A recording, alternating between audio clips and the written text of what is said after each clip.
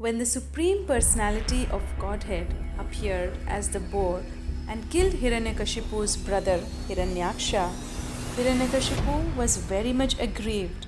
In anger, he accused the Supreme Personality of Godhead of being partial to his devotees and derided the Lord's appearance as Varaha to kill his brother.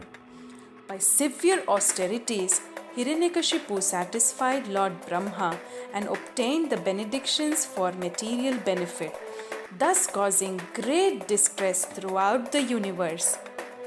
He brought all living entities, both demigods and asuras, under his control. Becoming the master of all places, he began enjoying life in great luxury and thus became mad. Ha ha ha! I am the Lord of the universe, the Supreme Controller, not that Vishnu. I instruct everybody to worship me as God. Ha ha ha ha ha! Hiranyakashipu had 4 wonderful, well-qualified sons, of whom the one named Prahlad was the best. Indeed, Prahlad was a reservoir of all transcendental qualities because he was an unalloyed devotee of the Supreme Personality of Godhead. Hiranyakashipu took Prahlad Maharaj to Shanta and Amarka, the 2 sons of Shukracharya, to be educated. They accepted him at their school along with the other sons of the Asuras. Prahlad certainly heard and recited the topics of politics and economics taught by the teachers, but he understood that political philosophy involves considering someone a friend and someone else an enemy, and thus he did not like it. When Prahlad is sufficiently educated, he is brought in by his teachers to see his father. Hiranyakashipu takes Prahlad on his lap and speaks as follows. My dear son, please let me know what you think is the best of all the subjects that you have studied from your teachers. O best of the Asuras, king of the demons, as far as I have learned from my spiritual master, any person who has accepted a temporary body and a temporary household life is certainly embarrassed by anxiety because of having fallen in a dark well where there is no water but only suffering. One should give up this position and go to the forest, Vana. More clearly, one should go to Vrindavana, where only Krishna consciousness is prevalent, and thus take shelter of the Supreme Personality of Godhead. Ha ha ha! Thus is the intelligence of children spoiled by the words of the enemy.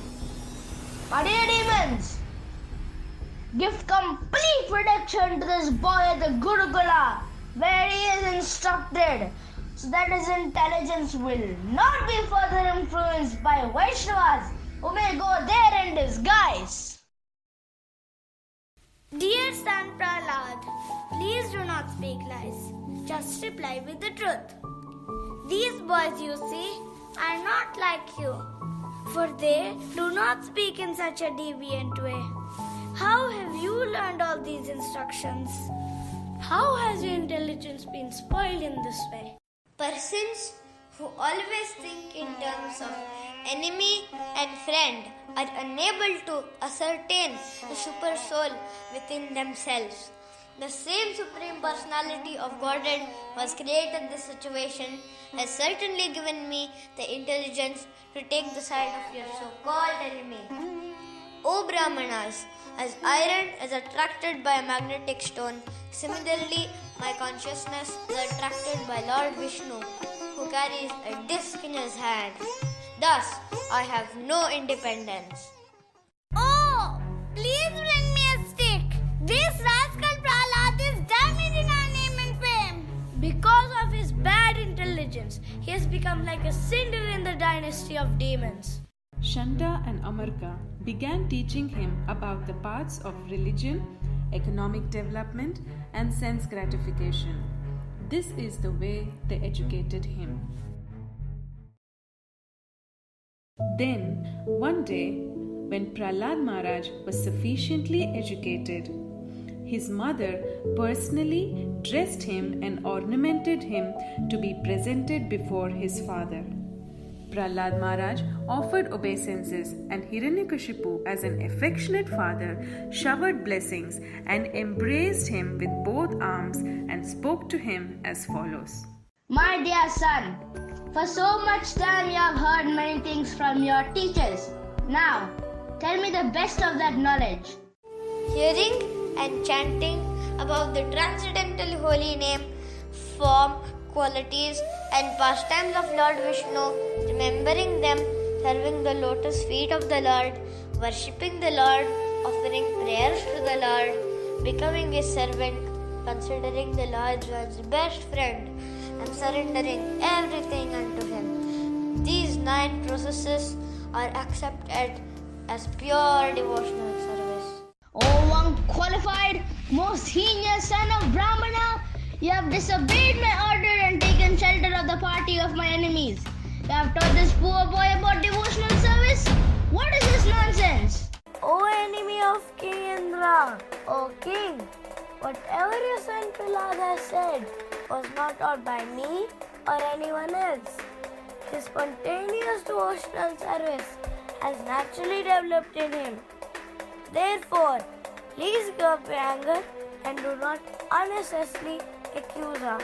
It is not good to insult the Brahmana in this way. You rascal, most fallen of our family, if you have not received this education from your teachers, where have you gotten it from? Because of their uncontrolled senses, persons too addicted to materialistic life make progress toward hellish conditions and repeatedly chew that which has already been chewed. Their inclinations toward Krishna are never aroused, either by the instructions of others, by their own efforts, or by a combination of both. Oh, demons! Take this boy away from me! He deserves to be killed! Kill him as soon as possible! The demons thus began striking the tender parts of Prahlad Maharaj's body, making a tumultuous sound with their tridents. Prahlad Maharaj sat silent, meditating upon the Lord.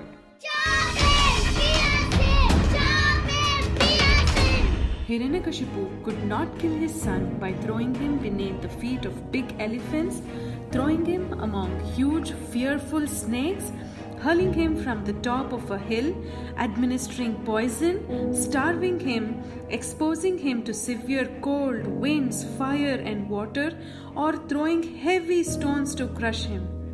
This created great anxiety about what to do next. This Prahlad is situated in complete fearlessness. He resembles a dog's curved tail which can never be straightened. I can see that this boy's strength is unlimited, for he has not felt any of my punishments. He appears immortal. Thinking in this way, the king of the Daityas, morose and bereft of bodily luster, remained silent with his face downward. O Lord, we know that when you simply move your eyebrows, all the 3 worlds become afraid. So we do not find any reason for you to be so morose and full of anxiety. After hearing from Shanda and Amarka, Hiranyakashipu agreed and requested them to instruct Prahlad in that system of occupational duty which is followed by royal householder families. Thereafter, they unceasingly taught Prahlad Maharaj, who was very submissive and humble. When the teachers went home to attend to their household affairs, Prahlad Maharaj, who was truly the supreme learned person, then addressed his class friends about the uselessness of materialistic way of life.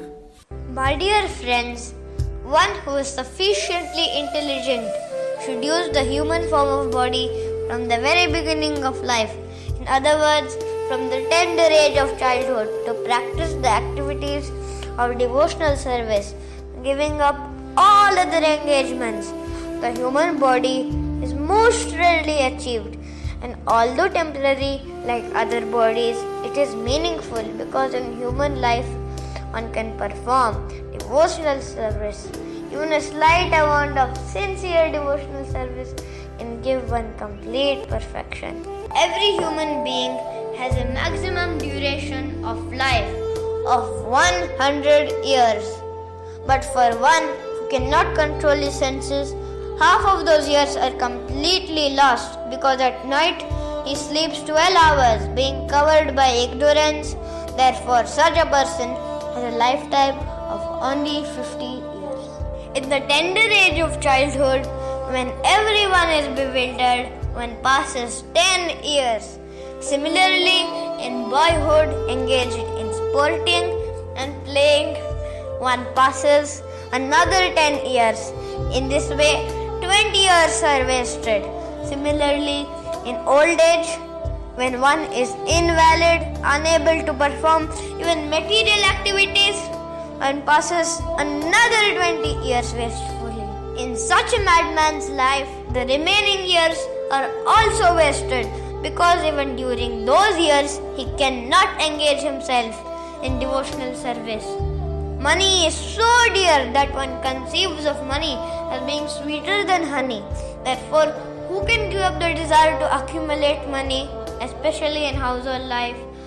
I received this knowledge from the great Saint Narada Muni. This knowledge, which is called Bhagavata Dharma, is fully scientific and is free from all contamination. All the sons of the demons appreciated the transcendental instructions of Prahlad Maharaj and took them very seriously. They rejected the materialistic instructions given by their teachers Shanda and Amarka.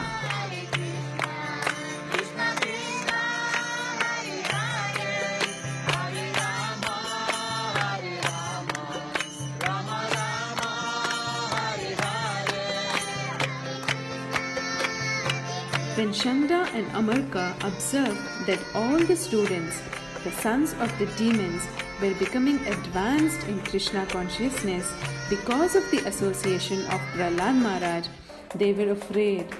They approached the king of the demons and described the situation as it was. O most impudent, O lowest of mankind, you have violated my power to rule you, and therefore today I shall send you to the place of Yamaraj. My dear king, the source of my strength, of which you are asking, is also the source of yours. Indeed, the original source of all kinds of strength is one. My dear father, please give up your demoniac mentality. Do not discriminate in your heart between enemies and friends, except for the uncontrolled and misguided mind. There is no enemy within this world. You rascal! You're trying to minimize my value as if you were better than me at controlling the senses. This is over-intelligence. Oh, most unfortunate Prahlad, you have always described a supreme being other than me. But where is he? If he is everywhere, then why is he not present before me in this pillar? Because you are speaking so much nonsense, I shall now sever your head from your body. Now let me see your most worshipable God come to protect you. Yes, I want to see it. Being obsessed with anger, he took up his sword and struck his fist against the column. Then from within the pillar came a fearful sound which appeared to crack the covering of the universe. The Supreme Personality of Godhead, Hari, exhibited a wonderful form never before seen. The form was neither that of a man nor that of a lion. Thus the Lord appeared in his wonderful form in the assembly hall. Lord Vishnu, who possesses great mystic power, has made this plan to kill me. Huh? But what is the use of such an attempt? Who can fight with me? Thinking like this and taking up his club, Hiranyakashipu attacked the Lord like an elephant and began to beat him. Lord Narasimhadev, however, captured the great demon along with his club, just as Garuda might capture a great snake. When Hiranyakashipu was freed from the hands of Narasimhadev, he falsely thought that the Lord was afraid of his prowess. Therefore, after taking a little rest from the fight, he took up his sword and shield and again attacked the Lord with great force. Making a loud, shrill sound of laughter, the Lord captured Hiranyakashipu, who was protecting himself with his sword and shield, leaving no gaps open. As Hiranyakashipu moved his limbs here, there, and all around, very much afflicted at being captured, Lord Narasimhadev placed the demon on his lap, supporting him with his thighs, and in the doorway of the assembly hall, the Lord very easily tore the demon into pieces with the nails of his hand. Lord Narasimhadev's mouth and mane were sprinkled with drops of blood, and his fierce eyes, full of anger, were impossible to look at. Narasimhadev, decorated with a garland of intestines taken from Hiranyakashipu's abdomen, resembled a lion that has just killed an elephant. Narasimhadev first uprooted Hiranyakashipu's heart and threw him aside and turned towards the demon soldiers and killed all of them merely with the ends of his nails. Hiranyakashipu had been exactly like a fever of meningitis in the head of the three worlds. Seeing the Lord kill Hiranyakashipu, the demigods in great joy showered flowers from heaven upon Lord Narasimhadev like rain. My dear son, Lord Narasimhadev is extremely angry at your demoniac father. Please go forward and appease the Lord. Lord Narasimhadev became most ecstatic in affection towards his devotee. Praising Prahlad, the Lord placed his lotus hand upon the boy's head and created fearlessness in all his devotees. Narasimha Bhagwan ki Jai!